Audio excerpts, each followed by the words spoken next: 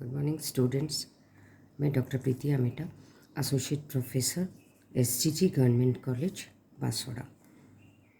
Inorganic chemistry का ये 14th video मैं आपके सामने लेकर के आई हूँ। This is part 4 of oxidation reduction, paper first, BSc second year. इसमें आप देखिए 13 वीडियो मैंने जारी कर दिए हैं, जिसमें से ये ऑक्सीडेशन रिडक्शन अभी अपना चैप्टर चल रहा है। ये पूरा जो स्क्रिप्ट, ये जो सारी बुक मैं आपको दिखा रही हूँ, ये डॉक्टर SC अमेटा साहब की बुक है, जो कि MLSU में और GGTU में रेफ़र की जाती है। और ये स्टूडेंट आप लोग ये ले सकते हैं बाज़ार से, और इसको आप इसके अकॉर्डिंग वीडियो के साथ रख करके मैटर आपके सामने रहेगा और उससे आपको एक्सप्लेन हो जाएंगे सारे टॉपिक्स। देखिए, एप्लीकेशन ऑफ E0, इलेक्ट्रोड विभव, अपचयन विभव और ऑक्सीकरण विभव कि एप्लीकेशन सारे अपना टॉपिक चल रहा था। आज ये लास्ट टॉपिक है एप्लीकेशंस का, और इसके बाद अपन नया टॉपिक स्टार्ट करेंगे। देखिए, नेक्स्ट एप्लीकेशन क्या है? संक्रमण धातुओं का अपचायक गुण समझने में। प्रथम संक्रमण श्रेणी के जो धातु हैं, scandium, titanium, vanadium, chromium, manganese, iron, cobalt, निकल, कॉपर एंड जिंक, ये प्रथम संक्रमण धातुओं की यदि अपन बात करते हैं या एग्जाम्पल लेते हैं, तो इनके जो अपचायक गुण हैं उनको समझने के लिए अपने को E0 वैल्यूज़ देखनी पड़ती हैं। मेटल जब किसी अम्ल से, जैसे HCl के जलीय विलयन में क्रिया करता है तो धात्विक क्लोराइड बनते हैं और हाइड्रोजन गैस निकलती है। मेटल ठोस प्लस ट्वाइस HCl, MCl2 और H2, ये H2S गैस निकल रही है। मेटल जो है वो HCl के साथ जलीय विलयन में क्रिया कर रहा है और MCl2 बन रहा है। ये तो इसकी आणविक रिएक्शन हो गई। अब इसकी आयनिक देखिए, मेटल ठोस 2H plus M+2 and H2। Metal जो है वो MCl2 बनाने के लिए M+2 में चेंज हो करके हाइड्रोजन गैस निकलता है। इस अभिक्रिया में मेटल ठोस द्वारा HCl का हाइड्रोजन गैस में अपचयन हो रहा है। HCl का अपचयन हाइड्रोजन गैस के में हो रहा है। किसके द्वारा हो रहा है? मेटल के द्वारा है। और मेटल खुद क्या कर रहा है? मेटल खुद ये तो अपचायक का काम कर रहा है, और इसका क्या हो जाएगा? ऑक्सीकरण हो जाएगा। मेटल चेंजेस टू M+2, इसका ऑक्सीकरण, इसका अपचयन, ये क्या इसका काम कर रहा है? अपचायक का काम कर रहा है। M+2 में ऑक्सीकृत हो जाता है तथा यह हाइड्रोजन आयन ग्रहण करके H2 में अपचयित हो जाएगा। ये इलेक्ट्रॉन जो है हाइड्रोजन आयन उसको ले लेगा और H2 में अपचयित हो जाएगा। ये तो रिएक्शन हो गई अपचायक गुण को समझाने के लिए। अब कैसे ज़्यादा घटते और बढ़ते हैं इसको समझाने के लिए आप देखिए, जब हम प्रथम श्रेणी के E0, M+2 और M+2 से M कन्वर्ट होना, यानी कि इस रिएक्शन को अपन इस डायरेक्शन में देखो, इस डायरेक्शन में यदि देखते हैं तो हम पाते हैं कि कॉपर को छोड़ के बाकी जितने भी हैं, कॉपर को छोड़ के बाकी जितने भी हैं सबके मान नेगेटिव हैं। बाकी सबके मान क्या है? ऋणात्मक हैं। अतः यह सभी HCl से क्रिया करके हाइड्रोजन गैस मुक्त कर सकते हैं, जबकि कॉपर +2 से कॉपर का मान क्या हो गया? धनात्मक हो गया।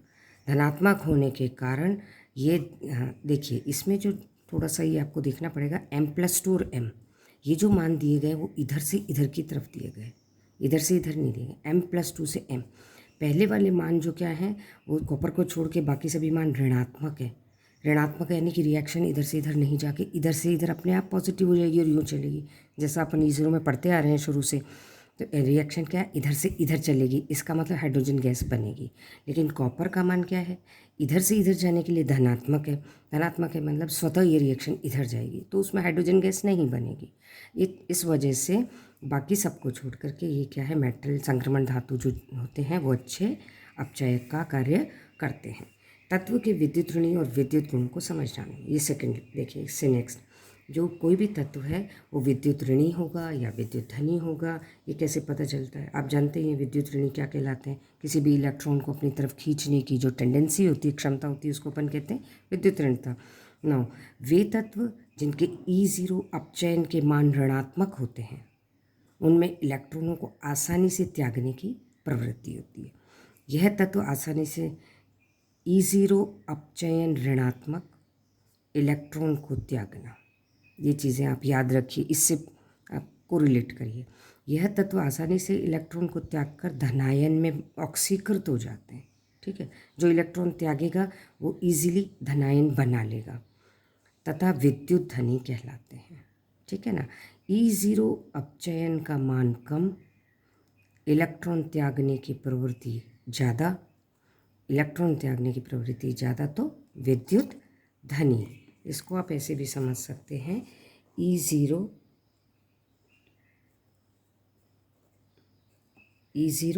अपचयन, E0 अपचयन का मान, E0 अपचयन का मान ऋणात्मक यानी कम, अतः इलेक्ट्रॉन आसानी से त्याग देगा, यानी कि इन्वर्सली प्रोपोर्शनल टू इलेक्ट्रॉन त्यागना। ठीक है, इलेक्ट्रॉन आसानी से त्याग देगा। ये कम, ये आसानी से ज़्यादा, इजीली हो जाएगा। अतः इलेक्ट्रॉन त्यागने की प्रवृत्ति तो ऑक्सीकृत तो विद्युत धनी कहलाएंगे। इसका मतलब तो ये क्या कहलाते हैं, विद्युत धनी। जितना मान कम विद्युत धनी उतने ज़्यादा, इन्वर्सली प्रोपोर्शनल हो जाएगा। और E0 अपचयन के बाद के ऋणात्मक मानों में वृद्धि के साथ साथ विद्युत धनी प्रवृत्ति बढ़ती जाती है। ठीक है, ऋणात्मक मान जैसे जैसे बढ़ते चले जाएंगे वैसे वैसे उनकी प्रवृत्ति बढ़ती चली जाएगी। चूँकि विद्युत रासायनिक श्रेणी में लिथियम का मान सबसे अधिक ऋणात्मक होता है, तो लिथियम धातु सबसे ज़्यादा विद्युत धनी होता है। जितना ज़्यादा लिथियम ऋणात्मक उतना ज़्यादा वो विद्युत धनी, इन्वर्सली प्रोपोर्शनल हो गया। ये तत्व जिनके E0 अपचयन के मान धनात्मक होंगे वो इलेक्ट्रॉन आसानी से ऋण ग्रहण कर लेगा, धनात्मक होंगे तो ग्रहण कर लेगा। अतः वह तत्व आसानी से इलेक्ट्रॉन को ग्रहण करके ऋणायन बना लेंगे। जितना ज़्यादा ऋणायन मान ज़्यादा, ऋणायन बनाने की प्रवृत्ति ज़्यादा, अतः विद्युत धनी विद्युत ऋणी तत्व कहलाएंगे। E0 अपचयन धनात्मक मानों की वृद्धि के साथ विद्युत ऋणी गुणों में वृद्धि होती जाती है। उदाहरण के लिए F2 में E0 अपचयन का मान +2.8 वोल्ट होता है, सबसे अधिक होता है, इसलिए सबसे ज़्यादा विद्युत ऋणी होते हैं। इसको आप ऐसे याद रखिए, धनात्मक ऋणात्मक जितना मान नेगेटिव होगा तो विद्युत धनी, जितना मान पॉजिटिव होगा विद्युत ऋणी। ये इसका कॉन्सेप्ट है। ठीक है ना। धातुओं की सक्रियता ज्ञात करने में पहले हम देख चुके हैं कि धातु धातु विस्थापन वाली रिएक्शन अपन ने देखी है, उसी को लेकर के वापस अपन क्लियर करते हैं कि सक्रिय धातु कौन सी ज़्यादा है।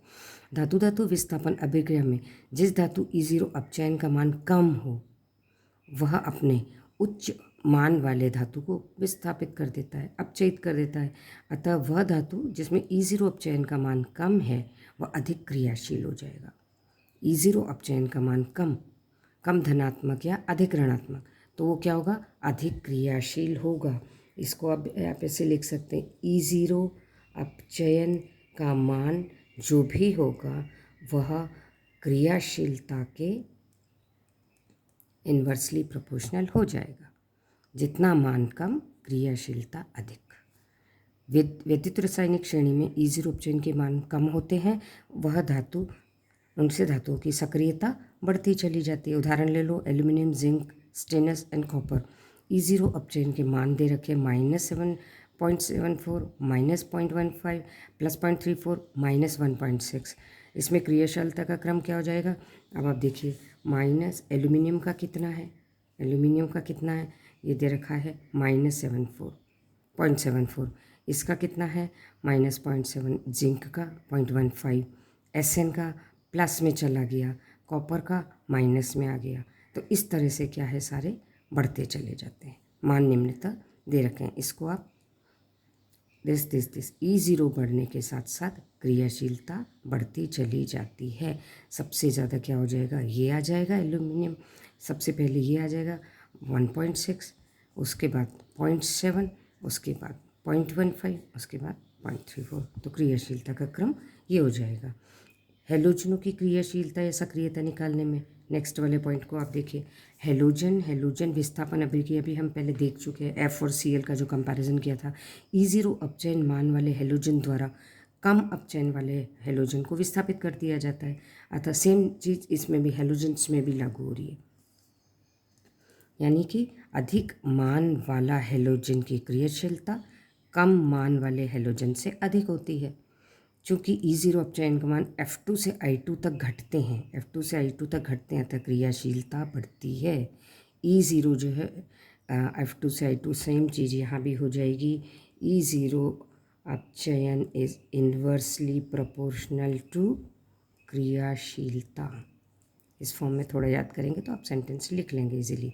नेक्स्ट देखिए, जलीय विलयन में किसी तत्व की विभिन्न ऑक्सीकरण अवस्थाओं की अपेक्षिक स्थायित्व ज्ञात करने में कभी कभी क्या होता है कि एक ही एलिमेंट, एक ही तत्व जलीय विलयन में 2 ऑक्सीडेशन स्टेट में भी रहता है, कॉपर+2, कॉपर+1, तो कौन सा ज़्यादा स्टेबल रहेगा उसके बारे में जानना है।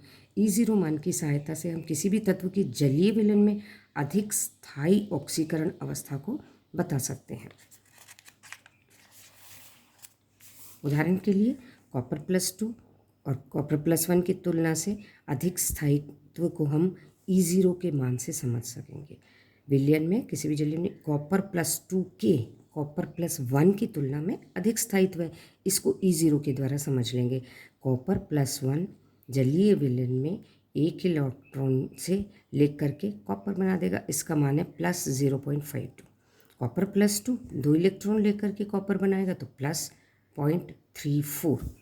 चूँकि E0 copper plus copper, copper plus से कॉपर का मान कॉपर+2 से कॉपर से अधिक है, अतः कॉपर+1 की ऑक्सीकरण क्षमता कॉपर+2 से अधिक है।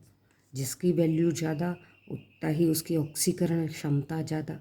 ऑक्सीकरण क्षमता ज़्यादा हो जाएगी तो क्या होगा, यह आसानी से ठोस में अपचयित हो जाएगा। ये रिएक्शन फास्ट चलेगी क्योंकि इसकी वैल्यू ज़्यादा है। ये फास्ट चलेगी तो ये इजीली कॉपर में चेंज होता चला जाएगा, जबकि कॉपर+2 जो है वो धीरे धीरे चेंज होगा, अतः ये ज़्यादा स्थायी हो गया और ये कम स्थायी हो गया। जितनी ज़्यादा उसकी ऑक्सीकरण क्षमता उतना ही कम स्थायी, कन्वर्ट इनटू कॉपर। और कॉपर+2 जो है वो कॉपर में चेंज होने के लिए इसकी वैल्यू कम है, तो ये रिएक्शन धीरे चलेगी।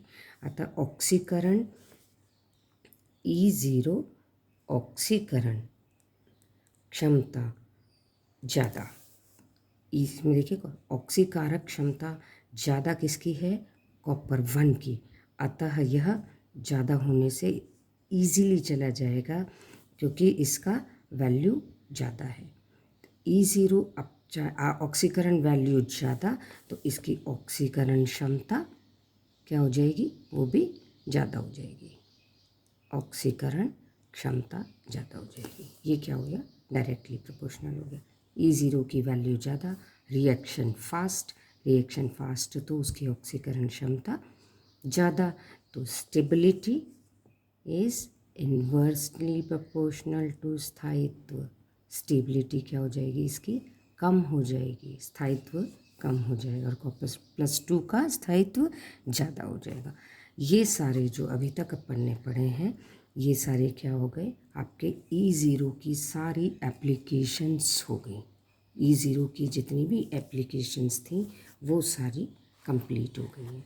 और ये एप्लीकेशन बहुत इम्पॉर्टेंट है, जो अपन रेडिकल्स करते हैं प्रैक्टिकल में, उनमें यही इसी से क्वेश्चन बनता है कि ये क्या, बेसिक रेडिकल आपने देखे होंगे कि ये सेकंड ग्रुप में क्यों अवक्षेपित हो जाता है, ये थर्ड ग्रुप में क्यों अवक्षेपित होता है, ये इसमें क्यों अवक्षेपित होता है, ये फर्स्ट ग्रुप में क्यों निकलता है, ये HCl डालने पे ही क्यों प्रेसिपिटेट होता है, ये क्यों नहीं होता है। ये सारे क्वेश्चंस जो बनते हैं वो E0 की जो एप्लीकेशंस अपन ने पढ़ी हैं इसी पे बनते हैं।